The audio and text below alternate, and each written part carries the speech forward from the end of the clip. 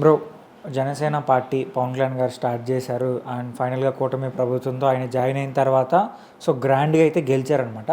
And ఇప్పుడు నాగబాబు గారు కూడా సో పాలిటిక్స్లోకి అయితే ఎంటర్ అయ్యారు. బట్ ఇప్పుడు ఆయన మంత్రి పదవి, అంటే ఆయనకి మంత్రి పదవి గురించి కొంచెం డిస్కషన్ అయితే నడుస్తుంది. సో కొంతమంది ఏమంటున్నారంటే ఇస్తారంటున్నారు, కొంతమంది ఏమంటున్నారంటే లేదు లేదు ఇవ్వట్లేదు అని కూడా మాట్లాడుతున్నారు. అంటే ఇది ఒక కన్ఫ్యూజ్ లాగా మారిపోయింది అనమాట. సో అంటే ఇప్పుడు జనాలు అందరిలో కూడా కొన్ని క్వశ్చన్స్ అనమాట. అంటే నాగబాబు గారికి మంత్రి పదవి ఇస్తారా ఇవ్వరా, ఒకవేళ ఇవ్వకపోతే పవన్ కళ్యాణ్ గారి నెక్స్ట్ చాయిస్ ఏంటి? మరి ఇప్పుడు ఇస్తారని చెప్తున్నారు, స్వయంగా చంద్రబాబు నాయుడు గారు ఈయనకు మాట ఇచ్చారు ఖచ్చితంగా మీకు మంత్రి పదవి ఇస్తామని చెప్పేసి. మరి ఇప్పుడు ఆ మాట ఎటు పోయింది? వాళ్ళకి మధ్యలోని సమన్వయం లేదా అని రకరకాలుగా అనుకుంటున్నారు. అయితే అప్పట్లో నాగబాబు గారు అనకాపల్లి నుంచి సీట్ త్యాగం చేశారు. సో అందుకోసమని ఈయన ఖచ్చితంగా నీకు మంత్రి పదవి ఇస్తామని చెప్పేసి అప్పుడే ఒక హామీ అనేది ఈయనకి ఇచ్చారు. సో ఆ హామీ ప్రకారము ఇప్పటి వరకు అయితే ఆయనకు ఫస్ట్ ఎమ్మెల్సీ పదవి ఇస్తాము, ఆ తర్వాత మంత్రి పదవి ఇస్తామని చెప్పారు. సో అనుకున్న దాని ప్రకారమే ఎమ్మెల్సీ పదవి ఇచ్చారు. ఓకే, మరి ఇప్పుడు మంత్రి పదవి ఇస్తారా ఇవ్వరా? అయితే కూటమి ప్రభుత్వానికి సంబంధించి స్టిల్ ఇప్పటికి కూడా ఒక మంత్రి సీట్ అనేది ఖాళీగా ఉంది. మరి ఆ ఖాళీ ఉన్న సీటు ఇక్కడ నాగబాబు గారికి ఇస్తారా, లేకపోతే ఇప్పటికే ఉన్నటువంటి మంత్రులందరూ కూడా కొంతమంది పని సరిగ్గా చేయట్లేదు, వాళ్ళ వల్ల కొంచెము అంటే రాష్ట్రానికి వచ్చింది కూడా ఏం లేదు, వాళ్ళ వల్ల కొంచెం సాటిస్ఫాక్షన్ కూడా లేదు, కాబట్టి వాళ్ళని ఏమైనా తీసేసే అవకాశం ఏమైనా ఉందా? తీసేసి వేరే వాళ్ళని పెడతారా, లేకపోతే ఆ తీసేసిన వాళ్ళ ప్లేస్లో నాగబాబు గారిని పెడతారా, ఖాళీ ఉన్న దాంట్లో వేరే వాళ్ళని పెడతారా? సో ఇలాంటి అనుమానాలు అన్నీ కూడా వస్తున్నాయి అనమాట.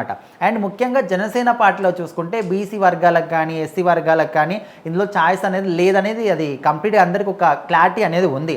మరి అక్కడ ఆ సైడ్ నుంచి ఇంకా వేరే వాళ్ళని తీసుకునే అవకాశం అయితే లేదు. మరి ఇక్కడ చూసుకుంటే ఇచ్చిన హామీ ప్రకారం అయితే ఇప్పుడు చర్చలు అయితే జరుగుతున్నాయి. మరి నాగబాబు గారికి మంత్రి పదవి ఇస్తారా ఇవ్వరా? ఒకవేళ ఇవ్వకపోతే నెక్స్ట్ పవన్ కళ్యాణ్ ఇంటర్నల్ గా కూడా జనసేనలో ఉన్న కొంతమంది సీనియర్ నాయకులు ఉంటారు, వాళ్ళు కూడా అప్పుడు ప్రెజర్ చేసే సిచ్యువేషన్ వస్తుంది కదా. ఎందుకంటే ఎప్పటి నుంచో పార్టీకి సేవ చేస్తున్నాం కదా, సో మీరు ఇప్పుడు కుటుంబ సభ్యులను తీసుకొచ్చారు ఏంటని అడిగే ఛాన్స్ కూడా ఉంది. అంటే ఇప్పుడే కాదు, స్టార్టింగ్ నుంచి కూడా ఇది ఒకటి నడుస్తుంది అనమాట. ఎందుకంటే ఇప్పుడు కూటమి ప్రభుత్వంలో 3 పార్టీలు ఉన్నాయి. ఓకే, మీరు 15 సంవత్సరాలు కలిసి ఉంటామని చెప్తున్నారు. ఓకే, బట్ ఆ 15 సంవత్సరాల తర్వాత అయినా కూడా ఎవరికి వాళ్ళు సపరేట్ కావాల్సిందే. సో అలాంటప్పుడు మీరు వేరే పార్టీ కోసం పనిచేయడం కాకుండా మీ పార్టీ కోసం మీరు కూడా ఓకే, మీరు కూటమి కోసం పనిచేయండి, దట్టు అదే టైంలో మీ పార్టీ కోసం కూడా పనిచేసుకోండి, మీ క్యాడర్ని బిల్డ్ చేసుకోండి, స్ట్రాంగ్ చేసుకోండి. ఇప్పటి నుంచే దీంట్లో ఈ పనిలో ఉండని కూడా చాలా మంది జన సైనికులు కావచ్చు, కార్యకర్తలు కావచ్చు, అందరూ పవన్ కళ్యాణ్ గారు చెప్తూనే ఉన్నారు. మరి ఇక్కడ నాగబాబు గారి మీద ఎక్కువ ఇంట్రెస్ట్ చూపిస్తున్నారు కాబట్టి ఫ్యామిలీకి ఎక్కువ ఇంట్రెస్ట్ ఇచ్చుకుంటున్నారు అనేది కూడా అనుకున్న వాళ్ళు లేరు.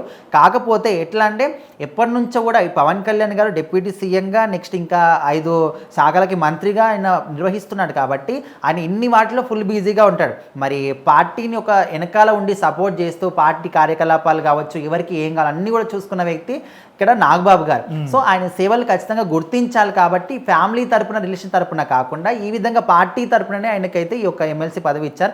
మంత్రి పదవి కూడా అదే అనుకుంటున్నారు. ఒకవేళ ఇప్పుడు అనుకున్న రేంజ్లో ఈ మంత్రి పదవి ఇవ్వకపోతే ఖచ్చితంగా హై రేంజ్లో క్యాడర్లో కూడా ఈయనకు ఒక మంచి పదవి ఇవ్వాలనే విధంగా కూడా అనుకుంటున్నారంట.